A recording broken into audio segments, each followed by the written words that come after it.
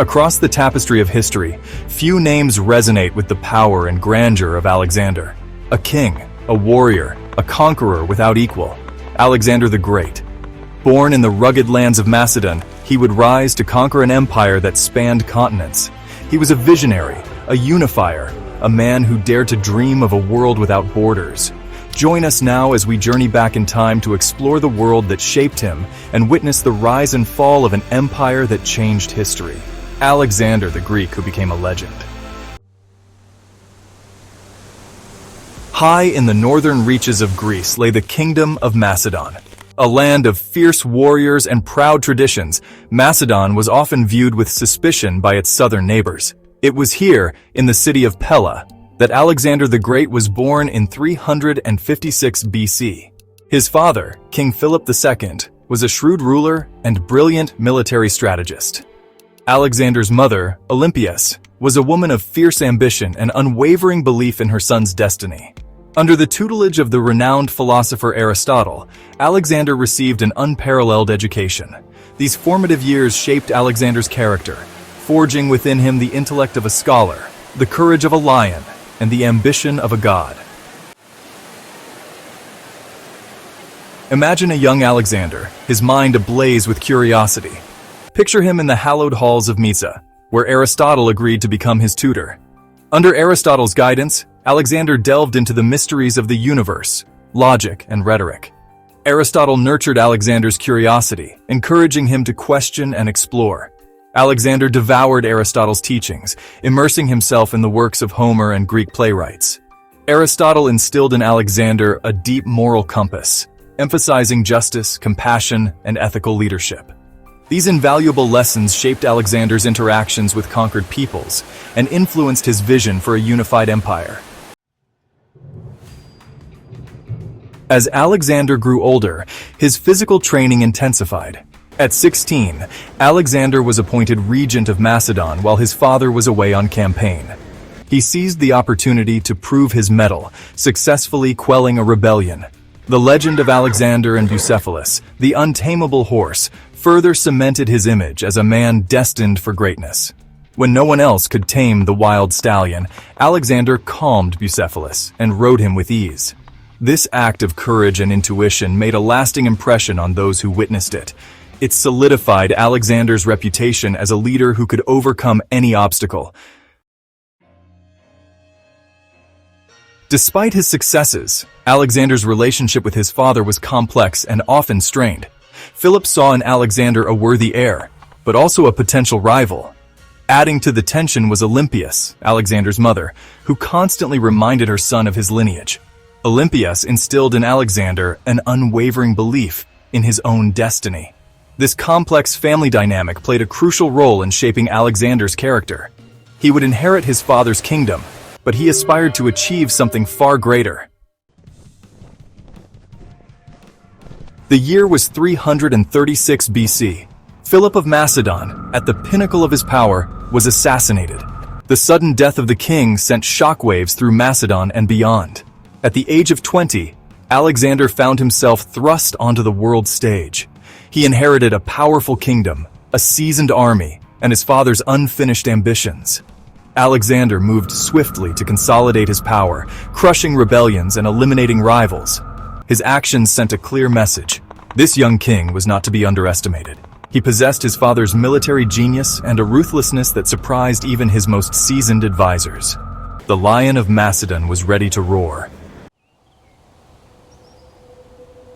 Having secured his position in Macedon, Alexander turned his attention southward to the heart of Greece.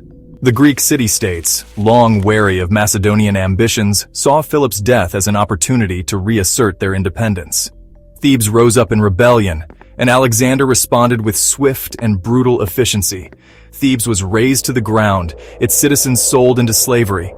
Alexander convened a meeting of the Greek city-states at Corinth, urging them to unite against the Persian Empire. The Greek city-states, cowed by his military might and swayed by his words, agreed to join his pan-Hellenic alliance. Alexander was now the undisputed leader of the Greek world. With Greece united behind him, Alexander turned his attention eastward towards the Persian Empire.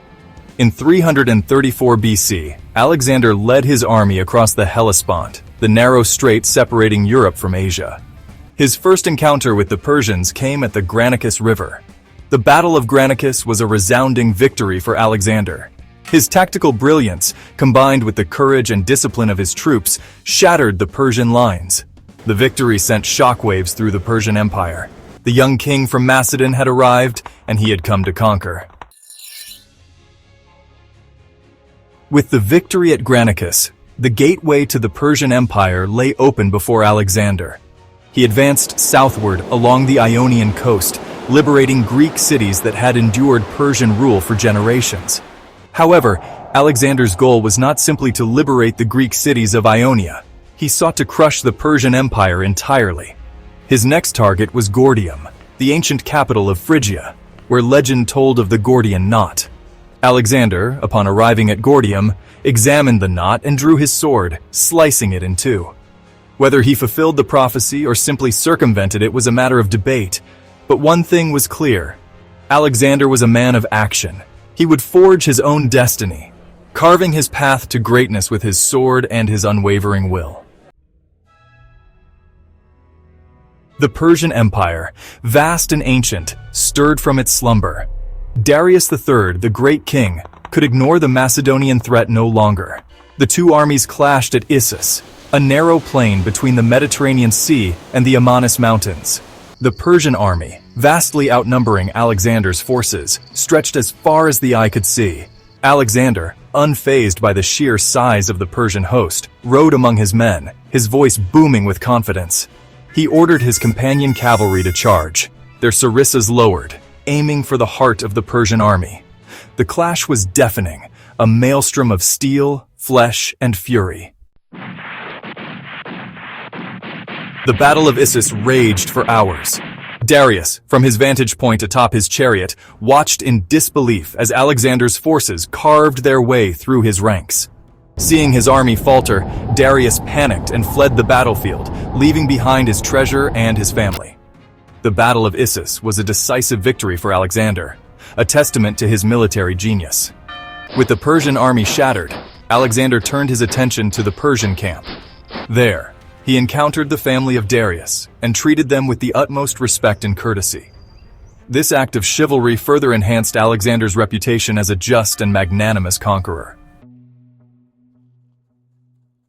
After Issus, Alexander continued his march southward, securing his control over the eastern Mediterranean coast.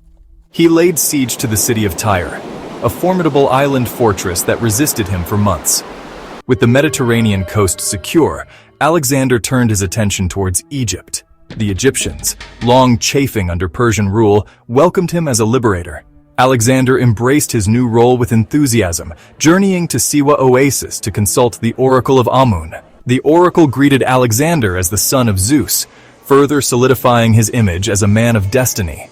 In Egypt, Alexander founded the city of Alexandria, which would become a center of learning and trade, a lasting monument to his legacy. His ambition knew no bounds. He crossed the Euphrates and Tigris rivers, entering the heartland of the Persian Empire.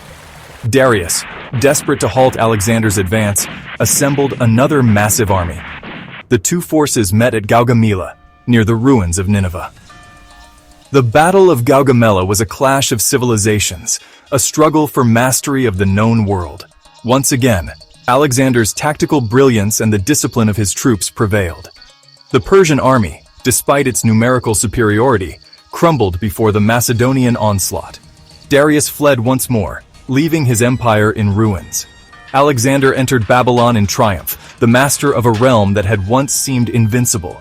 But Alexander's thirst for conquest was far from quenched. He pushed eastward, crossing the Hindu Kush mountains into India.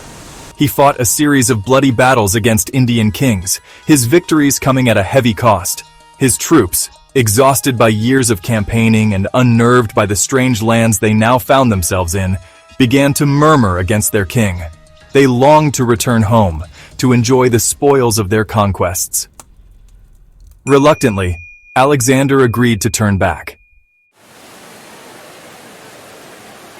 Alexander's conquests were more than just military triumphs. They were driven by a vision of a world united under a single banner. Alexander, a student of Aristotle, believed in the interconnectedness of humanity. He saw cultural differences as opportunities to be embraced. His vision extended beyond political unification. Alexander sought a new world order based on cultural exchange and mutual understanding. He believed in forging a new civilization from diverse cultures. This vision was radical for its time. In an era of conflict, Alexander imagined a harmonious world.